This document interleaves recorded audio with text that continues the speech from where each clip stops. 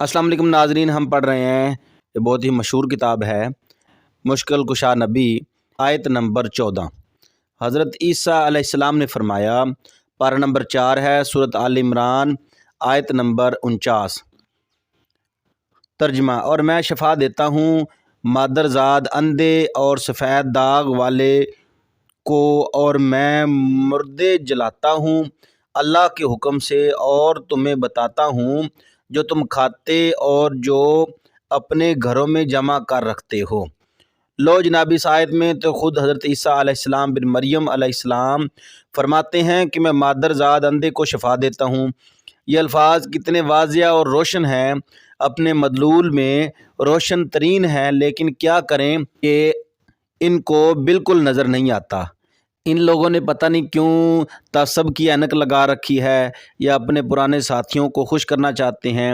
ये बात नहीं तो फिर क्या वजह है कि इस अकीदे को क्यों कुफ्र शिरक करार देते हैं, जो कि वाज़ह तौर पर कुरान मजीद में मज़कूर है।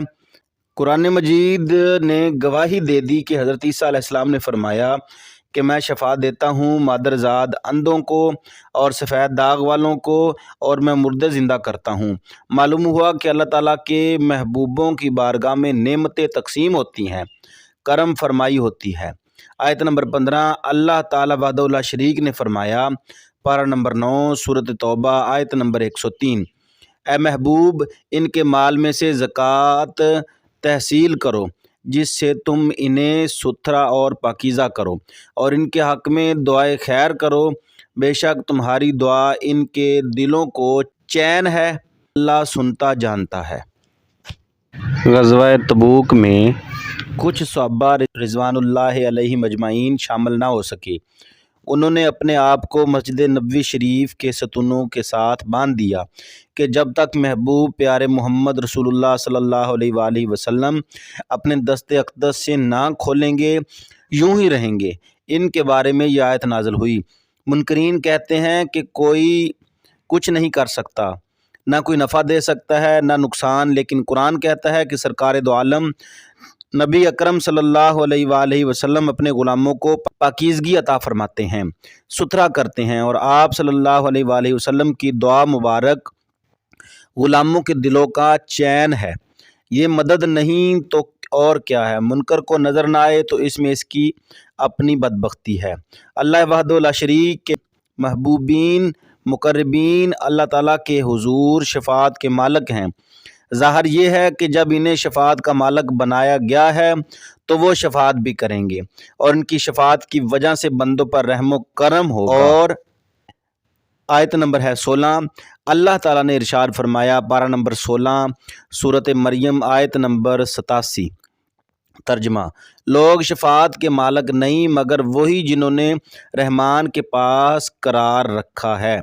इस आयत मुबारक में साफ वाज़ह फरमा दिया गया है कि शफ़ाअत के मालिक सिर्फ वही हज़रात हैं जिन्होंने अल्लाह के यहाँ अहद कर रखा है, यानी महबूबीन बारगाह समदिया अम्बिया अलैहिस्सलाम और औलिया कराम अलैहिम रिज़वान। कुरान मजीद के इन साफ रोशन बयान के बाद भी जो यही ज़िद करता है कि कोई नफ़ा नहीं दे सकता, औलिया कराम से शफ़ाअत चाहना शिरक के ज़ुमरे में आता है। यकीनन वो खुल्ला कुरान का मुनकर है, अल्लाह ताला और रसूलुल्लाह सल्लल्लाहु अलैहि वसल्लम की मुखालफत करता है। वो शख्स गुमराह है जो कोई अल्लाह ताला की या रसूलुल्लाह सल्लल्लाहु अलैहि वसल्लम की मुखालफत करे। हक़ वाज़िया हो जाने के बाद तो इसका ठिकाना जहन्नम है।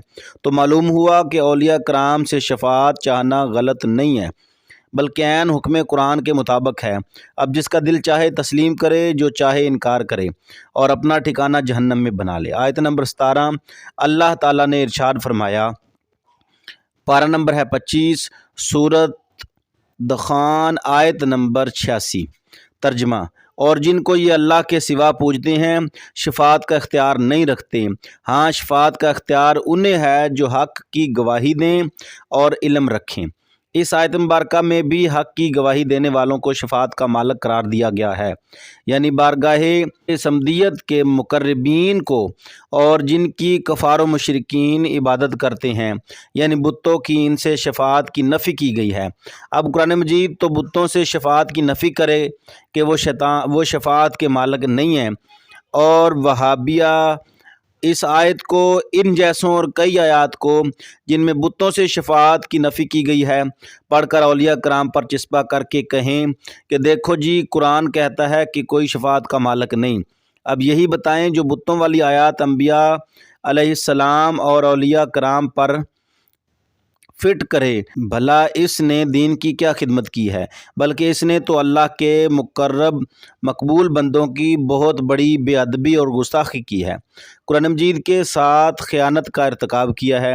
بالکل اسی طرح کی خیانتیں کرنا یہود و نصارہ کا فعل ہے۔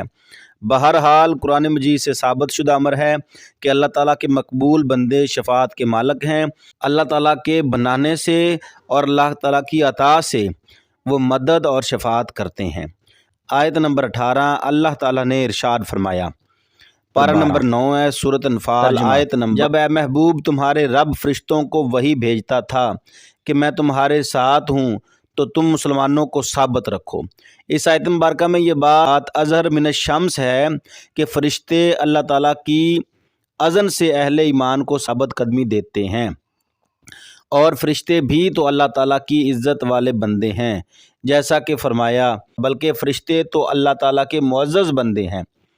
تو جب فرشتوں کی مدد توحید کے منافی نہیں تو انبیاء علیہ السلام اور اولیاء کرام علیہم رضوان کی مدد کیسے توحید و اسلام کے منافی ہو سکتی ہے؟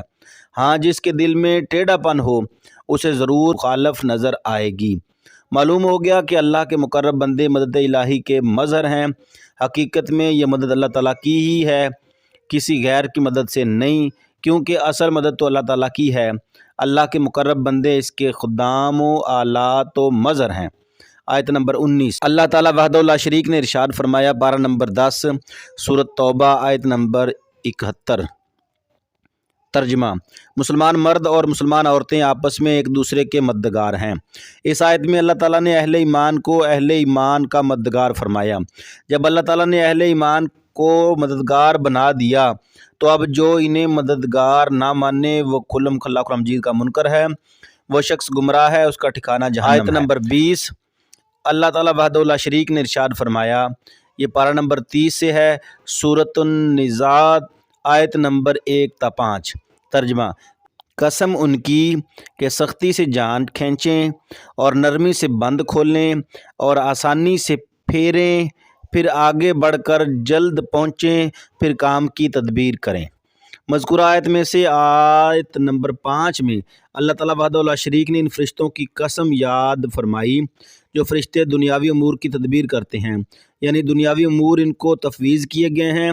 کسی شخص کی بارش، نباتات وغیرہ پر ڈیوٹی ہے تو کسی کی قبض ارواح پر وغیرہ، جیسا کہ اس کی تفسیر میں حضرت عبداللہ بن عباس رضی اللہ تعالیٰ عنہ سے منقول ہے کہ وہ فرشتے حضرت جبرائیل، میکائیل اور اسرافیل اور عزرائیل علیہ السلام ہیں۔ دیکھیے تفسیر ابن عباس صفحہ نمبر 633، مطبوعہ قدیمی کتب خانہ آرام باغ کراچی۔ مفسر کرام علامہ خازن علیہ رحمہ فرماتے ہیں کہ تفسیر خازن جلد نمبر 4 صفحہ نمبر 350، مطبوعہ صدیقیہ کتب خانہ اڈا بازارہ کوڑا کھٹک۔ مذکورہ بالا عربی عبارت کا خلاصہ یہ ہے کہ دنیاوی امور کی تدبیر پر اللہ تعالیٰ نے 4 فرشتوں کی ڈیوٹی لگائی ہے۔ حضرت جبرائیل علیہ السلام ہواؤں اور لشکروں پر مقرر ہیں، جبکہ حضرت میکائیل علیہ السلام بارش پر برسانے اور نباتات پر مامور ہیں۔ حضرت عزرائیل علیہ السلام جانوں کے قبض کرنے پر اور حضرت اسرافیل علیہ السلام ان تمام پر اللہ تعالیٰ کا حکم لے کر نازل ہونے پر مامور ہیں۔ علامہ ابن کثیر فرماتے ہیں، تفسیر ابن کثیر جلد نمبر 4 صفحہ نمبر 466، مطبوعہ قدیمی کتب خانہ آرام باغ کراچی۔ ترجمہ، فرمایا حضرت علی رضی اللہ تعالیٰ عنہ اور حضرت مجاہد اور ابو صالح اور جناب حسن اور جناب قتادہ اور جناب ربی بن انس نے اور صدی نے کہ اس سے مراد فرشتے ہیں۔ حضرت حسن نے یہ بات زیادہ بیان کی کہ وہ فرشتے اپنے رب کے حکم سے کام کی تدبیر کرتے ہیں، آسمان سے زمین کی طرف۔ علامہ قاضی ثناء اللہ پانی پتی علیہ رحمہ فرماتے ہیں، تفسیر مظہری جلد نمبر 10 صفحہ نمبر 187، مطبوعہ مکتبہ رشیدیہ سرکی روڈ کوئٹہ۔ ترجمہ، اور کہا بغوی نے کہ فرمایا حضرت ابن عباس رضی اللہ تعالیٰ عنہ نے وہ فرشتے ہیں جو مقرر کیے گئے ہیں کئی امور پر۔ کہا عبد الرحمن بن ثابت نے کہ دنیاوی امور کی تدبیر کرنے والے 4 فرشتے ہیں، جبرائیل، میکائیل، اسرافیل اور عزرائیل علیہ السلام۔ حضرت جبرائیل تو ہواؤں اور لشکروں پر مقرر ہیں، حضرت میکائیل بارش اور نباتات پر مقرر ہیں، اور حضرت عزرائیل قبض اور واہ پر، اور حضرت اسرافیل علیہ السلام ان سب پر اللہ تعالیٰ کا حکم لے کر نازل ہوتے ہیں۔ تو ناظرین کرام، آپ نے معتبر تفاسیر کے حوالے سے پڑھ کر فرشتے اللہ تعالیٰ کے اذن سے کائنات عالم میں امور کی تدبیر کرتے ہیں اور باذن الہی اپنے اپنے دائرہ کار میں رہ کر تصرف کرتے ہیں۔ اب جو لوگ اللہ تعالیٰ کے ماسوائے ان امور کی نفی کرتے ہیں، کیا وہ ان آیات اور معتبر تفاسیر کے منکر نہیں ٹھہرے جو کہ صحابہ کرام اور تابعین اور کئی مفسرین کرام سے ثابت ہے؟ نتیجہ یہ نکلا کہ اللہ تعالیٰ کے اذن سے اللہ تعالیٰ کے مقربین کا کام کائنات عالم میں تصرف کرنا نہ تو غلط ہے، نہ شرک و کفر ہے، بلکہ یہ عقیدہ قرآنی اسلامی عقیدہ ہے